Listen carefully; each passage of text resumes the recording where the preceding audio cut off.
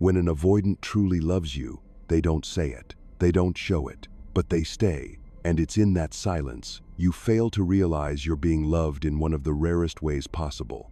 The love of someone with avoidant attachment is strange. No big gestures, no promises, no dramatic displays. But if you know how to look closely, you'll see it's a love that runs deep and lasts. Welcome to Avoidance, where we decode the hidden emotional world of avoidant attachment. And in today's video, we'll explore the question that matters most when you're in a relationship with an avoidant. How do you know if they truly love you and want to stay for the long haul? This kind of love cannot be measured by words, but by the consistency, by the return after silence, and by those subtle, almost accidental moments where they let you in without even realizing it. If you've ever felt left behind in the quiet, if you've ever wondered, do I really matter to them? If their emotions have ever left you confused, anxious, or invisible, then this video will give you an entirely new lens grounded in healing, emotional clarity, and secure connection. So if you're loving someone avoidant, or if you are that someone, make sure to subscribe and watch this video until the end, because you'll finally understand one powerful truth. Avoidance doesn't mean absence of love sometimes. It's their bravest way of showing it. Here's one truth you need to understand before you ever judge an avoidance love. They don't lack love, they just lack emotional safety to show it. Avoidantly attached individuals often grow up in environments where emotions were not met with warmth, but with criticism or distance. They learned, if I express too much, I'll be judged. If I depend on someone, I'll get hurt. So over time, they hid their emotions not out of malice, but out of survival. So when you walk into their life, they don't really know how to love freely. They don't trust that love will allow them to still be themselves. And it's not because they don't care, it's because they're afraid. Afraid of losing freedom, afraid of being emotionally consumed, afraid that needing you too much gives you power to hurt them. So their silence isn't coldness. Their distance isn't indifference. It's a defense mechanism, a subconscious shield built over years of telling themselves, I don't need anyone. But here's the beauty. When an avoidant starts to feel safe, something begins to shift quietly, slowly. There won't be a grand confession, no sweeping declarations. Instead, you'll notice. They ask how your day was. They text you first, maybe once. They share a story from childhood. They sit beside you longer without needing to leave the silence. These tiny gestures are their love language. And they matter deeply because every small effort is a radical act of inner transformation. They're no longer just protecting themselves, they're beginning to protect the bond. Their love is not about control, it's about permission. They're letting you into their emotional safe zone. They're letting themselves feel something they used to avoid. And most of all, they're choosing to stay, even when they don't have to. Their presence, though quiet, is the most reliable thing they offer. And if you're patient enough, you'll witness something sacred. Avoidants don't love through words, they love through return. They don't love with big promises, they love through small, real shifts. Something quietly miraculous happens when an avoidant begins to experience peace in connection. They no longer see closeness as a threat, but start to see it as a space where they can finally rest. This is a subtle yet powerful turning point, because for an avoidant, emotions have always been a dangerous territory, not because they lack feelings, but because they've never felt safe letting anyone into that space. They grew up believing closeness meant control, vulnerability meant pain, and self-reliance was survival. So naturally, they kept people at a distance, even when they longed to be close. But then, someone comes along, not in a rush, not forcing, not demanding immediate openness. Someone attuned enough to respect their pace, to move gently alongside them rather than pulling them forward. Someone who doesn't criticize their silence, but patiently makes room for it. Someone who shows them that connection doesn't have to mean losing control. And in that safety, for the first time, closeness stops being dangerous and starts to feel breathable. The avoidant begins to relax, not because they've fallen in love overnight, but because their nervous system is slowly learning that being near someone doesn't always mean danger. Connection stops triggering their defenses and starts inviting curiosity, even a soft longing. A new kind of peace is born, one they never thought they'd find in a relationship. No pressure to perform, no expectation to be more, just a quiet presence where they can simply exist. And that peace doesn't come from the absence of emotion. It comes from the presence of a connection that doesn't suffocate them, a kind of bond that doesn't need to be resisted or escaped, but can be gently stayed in for just a little longer. When avoidants feel this kind of safety, they begin doing what once terrified them, staying longer after a conversation, letting silence stretch without discomfort, resting their head on your shoulder not because they have to, but because they want to. Each of these small gestures is a sign of deep inner transformation, because the real change isn't in the action, it's in the emotion behind it. I can be close to you without losing myself. This is when they stop seeing love as something that demands self-erasure. This is when they realize that love can coexist with freedom. And it's also the moment they begin allowing themselves to fully show up in the relationship. One of the most misunderstood traits of an avoidant person is that they don't trust love too quickly. But that doesn't mean they don't want to trust. They do, deeply. It's just they don't trust words. They don't trust intensity. They trust something steadier. To the avoidantly attached, emotional safety doesn't come from grand feelings, but from consistent, intentional repetition. They watch how you behave, not when everything is perfect, but when things are difficult, when you're hurt, when they pull away, when you feel insecure. Because in their mind, how you respond under pressure is who you truly are. That's why avoidants are cautious. They won't test you with questions. They'll test you with absence. They won't say, "I need space. Can you give it?" They'll just go quiet. And what they're watching is, do you react with panic? Do you take their distance as a threat? Or do you stay calm, non-intrusive, and still emotionally present? Avoidants don't need intense love. They need a love that can withstand silence without falling apart. They pay attention to your emotional patterns, not your every word, but the overall rhythm of how you respond over time. Are you reactive, easily triggered? Do you explode and apologize later? Or are you consistent, steady enough to lean on, not because you suppress your feelings, but because you understand that everyone loves at their own pace? Avoidants aren't great at asking for emotional patience, but when you offer it naturally, they begin to realize, this is a place I can return to again and again and not feel afraid. For them, real love is not the thrill of being swept away, but the predictability of emotional weather. They want to know, if they disappear for a day, will you panic or wait? If they don't show affection often, will you pressure them or stay steady?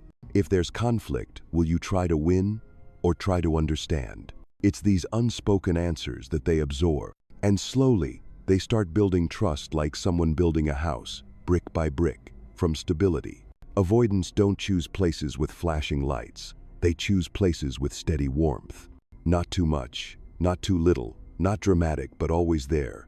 They don't trust explosive feelings because they've been burned by those waves before. They trust the person who's still there after the tide recedes. And if that person is you, you don't have to prove anything else. Love, for an avoidant person, has never been about declarations. It's not saying, "I love you" every night, nor making bold promises about the future. To them, love is about staying when everything inside them is screaming to leave. For others, presence might be taken for granted, but for an avoidant, remaining present physically, emotionally, mentally is a deeply meaningful choice. It's proof that they're going against their oldest reflex, pulling away to avoid pain. Avoidants don't fight you, they fight themselves. In every intense moment, every request for closeness, every emotional conversation, there's a voice inside them whispering, "Withdraw, don't get attached, don't lose yourself." And when they choose not to obey that voice, when they stay, instead of disappearing, that is their deepest form of love. Their presence isn't loud, it's not flashy. They don't make you feel special in a cinematic, romantic way. Instead, they show up when you least expect it, when you're hurt, when you're lost, or when you just need someone to sit beside you in silence. For an avoidant, being near someone without discomfort is a powerful sign of emotional safety. And when they start to feel peace in those quiet moments, you know the relationship has reached a depth that words can't touch. Their presence isn't about obligation. It's about a deliberate, conscious choice made over and over again, even when it doesn't feel easy. No one sees the internal dialogue raging inside them. One part clinging to independence and control, another part longing to connect, to trust, to belong. And each time they don't walk away, they're saying without words, "I'm still here. even if it makes me feel vulnerable. That kind of love may not be obvious, especially for those with anxious attachment who crave verbal assurance. But if you look closely, you'll see someone is fighting to stay not because they don't want to leave, but because they don't want to lose you. For an avoidant, showing up during emotional intensity is not second nature, it's a skill they're learning, bit by bit. And every time they choose presence over protection, it's a quiet victory worth recognizing. Don't expect change in an avoidant to be loud or obvious. There's no dramatic turning point, no sudden, "I'm ready now." Everything unfolds in silence within the private struggles no one sees, yet strong enough to shift their entire perception of love. And then, something small happens. They begin to want to be present, no longer retreating the moment emotions rise, no longer disappearing when you come too close. Instead, they try to stay, not because they're certain, but because for the first time, they're curious what might happen if they didn't run. That fragile presence is actually a sign of a profound emotional evolution. No one taught them how to stay when emotions flood in. Before, closeness always meant vulnerability, and the safest option was to pull away. But now, when they choose differently to stay, breathe, not react immediately, they are rewriting their internal script. You may not notice it at first. On the surface, they still seem composed, maybe even distant. But inside, they're asking themselves, "Am I safe? Is someone here who won't try to control me? Can I be loved without losing my freedom?" And if the answer begins to lean toward yes, something magical begins to unfold. Their nervous system stops sounding the alarm every time you enter their space. Instead, it starts associating your presence with calm. What was once a threat now begins to feel like home. This doesn't happen easily. Every step forward takes courage. Because in order to truly show up, they must leave behind the defenses they once believed kept them safe. Now, they allow just a small crack in that armor, just enough to wonder, what if I didn't run this time? And then they realize they're okay. They haven't lost themselves. They haven't been consumed or controlled. In fact, they feel lighter. And from there, they begin to want to show up more often. From someone who once avoided closeness, they begin to seek connection not out of obligation, but because it feels surprisingly good. They're no longer present because they should be.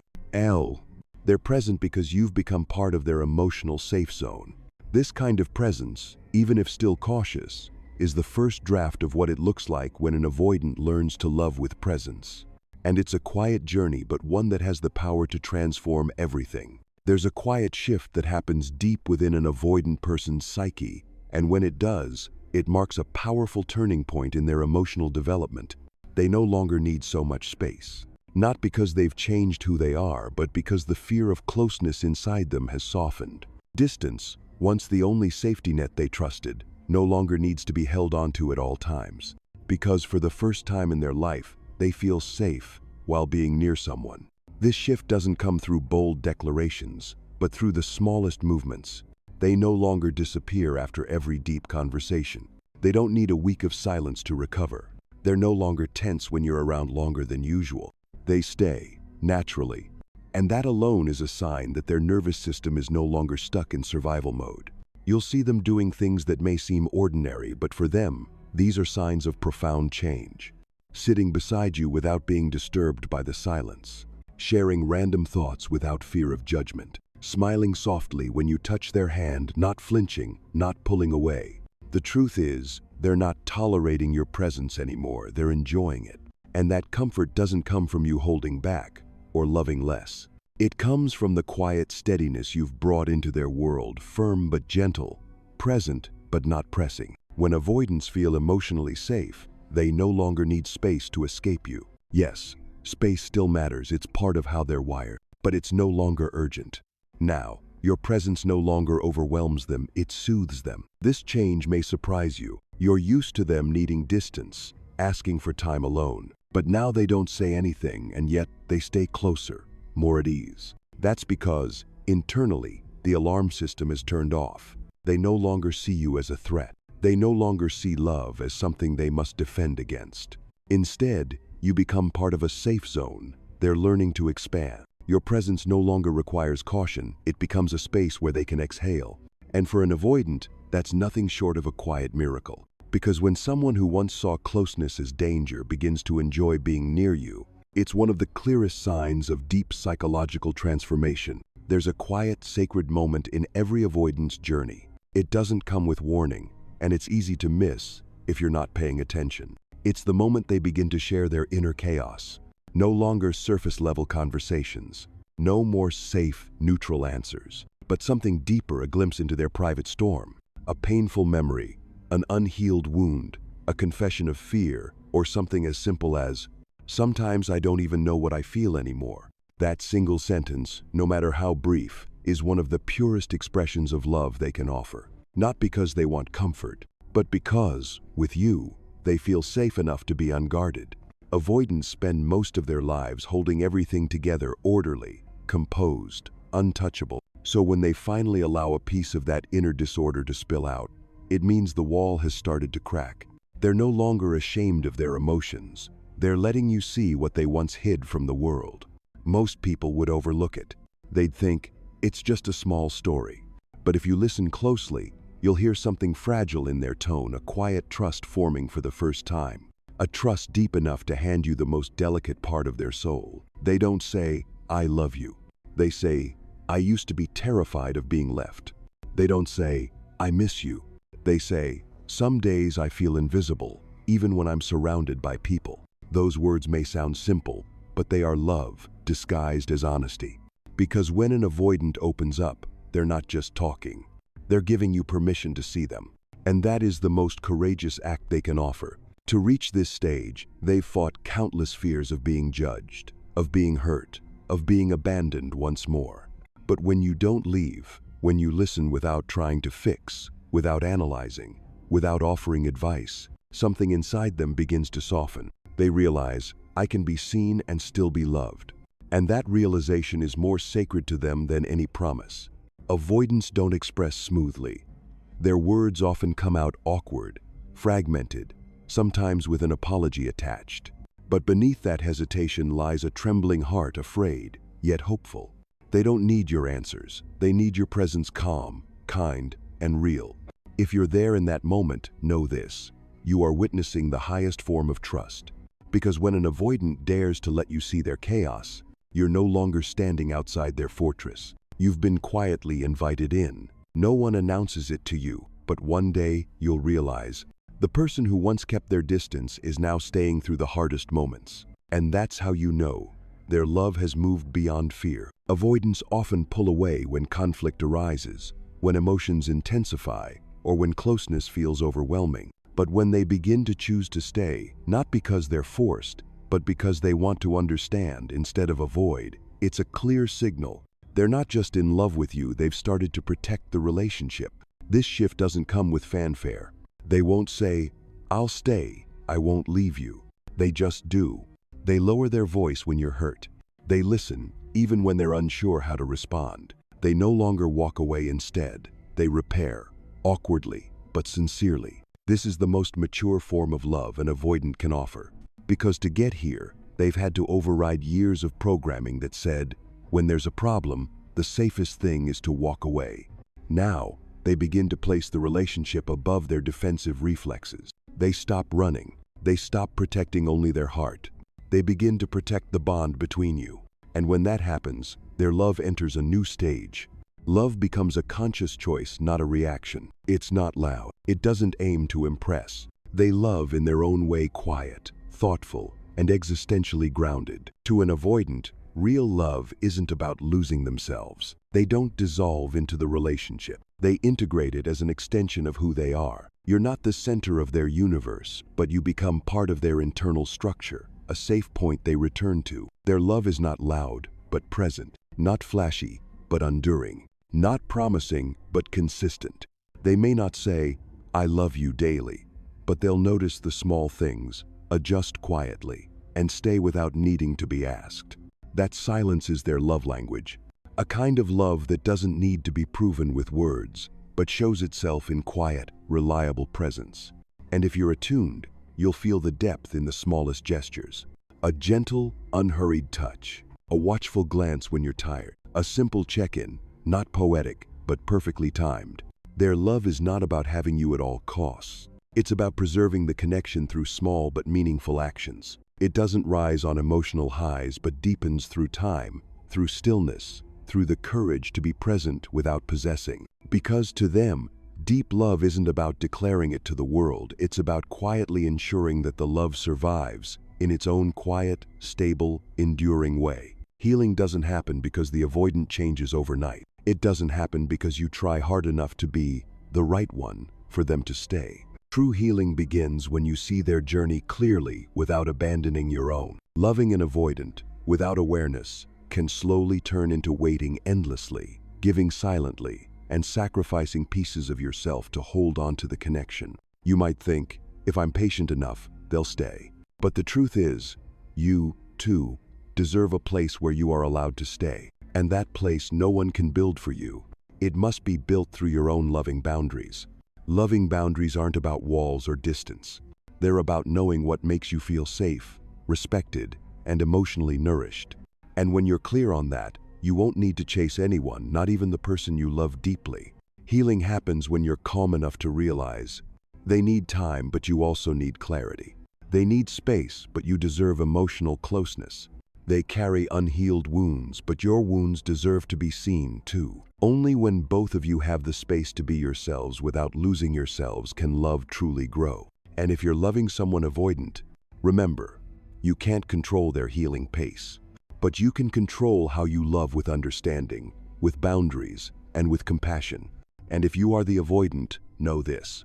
Love doesn't demand that you open up all at once. Just start by staying a little longer. Start by saying a little more. Start by believing, I can be loved without disappearing. Whether you are the one loving or the one being loved, healing begins with awareness. Knowing when to stay, knowing when to let go, and most importantly, knowing that love isn't about holding on to someone, but about holding on to yourself as you walk beside them.